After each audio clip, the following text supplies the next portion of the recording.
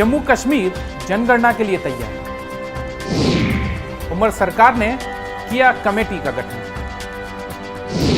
नए आंकड़ों में कितनी बदल जाएगी आबादी। जम्मू कश्मीर की आबादी में क्या क्या बदला।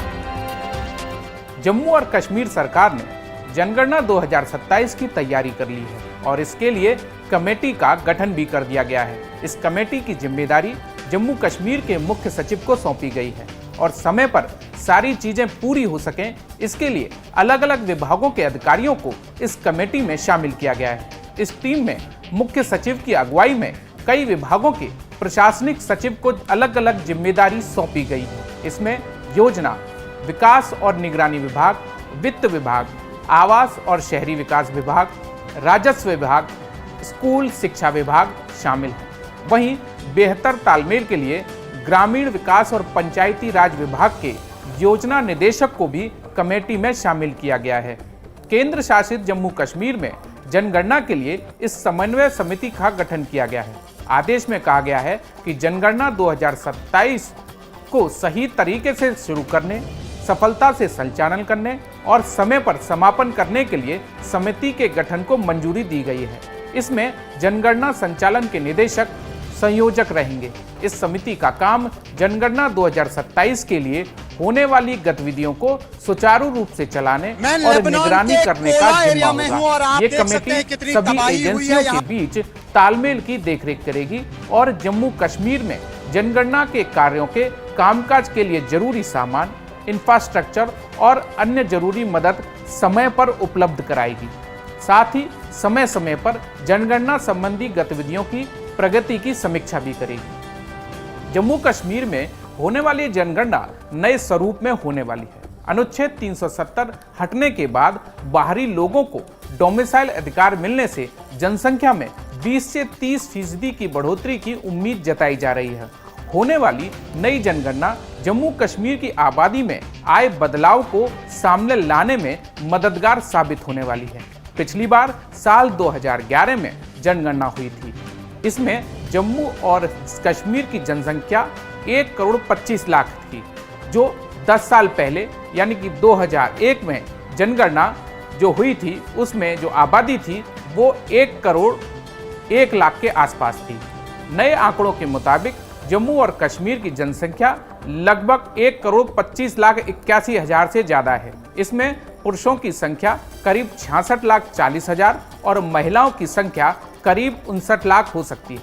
इस दशक में कुल जनसंख्या में 23.64% की वृद्धि बताई गई जा रही है, जबकि 2001 से 2011 के दशक में ये 29.04% रही।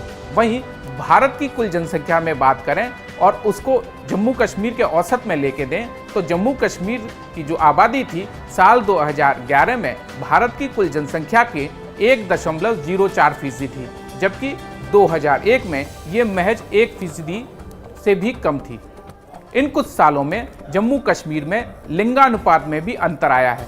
एक आंकड़े के मुताबिक जम्मू कश्मीर में लिंगानुपात जो है इस वक्त वो 889 यानी कि 889 है, यानी प्रति 1000 पुरुषों पर महिलाओं की संख्या 889 है, जबकि भारत में ये राष्ट्रीय औसत 940 के आसपास है।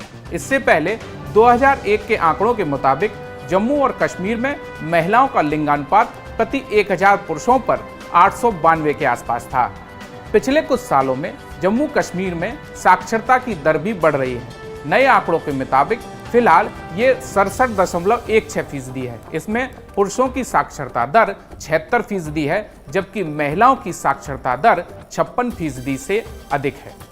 जम्मू और कश्मीर की अंतिम जनगणना 2011 में हुई थी और अगली जनगणना 2021 को 2025 तक के लिए स्थगित कर दिया गया था, लेकिन अब उमर सरकार ने जनगणना के लिए तैयारी तेज कर दी है और इसकी प्रक्रिया कमेटी के गठन के साथ शुरू भी हो गई है। पिछले कुछ सालों में जम्मू कश्मीर में आबादी में बहुत कुछ बदला है और शहरों की तरफ आबादी का पलायन भी इस दौरान बढ़ा है। जम्मू कश्मीर की कुल आबादी में 27% से ज्यादा लोग शहरी क्षेत्रों में रहते हैं।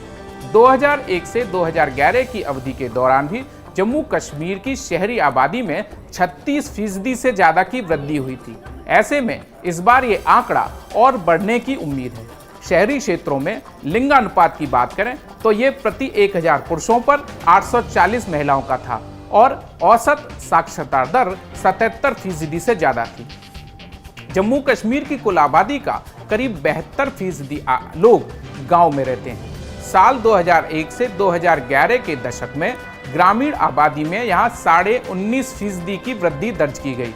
वहीं ग्रामीण क्षेत्रों में प्रति 1000 पुरुषों पर महिलाओं का लिंगानुपात 908 था, जबकि ग्रामीण क्षेत्रों में औसत साक्षरता दर 63% से ज्यादा थी। जम्मू कश्मीर भारत का एक मुस्लिम बहुल राज्य है और यहाँ 68% से ज्यादा आबादी मुस्लिम है। इसके बाद 28% से ज्यादा लोग हिंदू लोग रहते हैं। प्रदेश में सिखों की संख्या करीब 2% है, जबकि ईसाई धर्म, जैन धर्म और बौद्ध धर्म के जो लोग हैं उनका जो आबादी है वो 1% से भी कम है। वहीं एक और आंकड़े के मुताबिक जम्मू कश्मीर में 96% लोग अपने घरों के मालिक हैं, जबकि 2% से थोड़ा ज्यादा लोग किराए के घरों में रहते हैं। इसके साथ ही 73% से ज्यादा लोग एक परिवार के हैं। नई जनगणना में एक सबसे बड़ा बदलाव जो आने वाला है वो तकनीक और संचार के क्षेत्र में आने वाला है। साल 2011 में जम्मू और कश्मीर की महज 3% आबादी ही इंटरनेट की सुविधा को समझती थी और उपयोग करती थी, लेकिन अब रिलायंस जियो की वजह से 2021 से इसमें भारी सुधार हुआ है।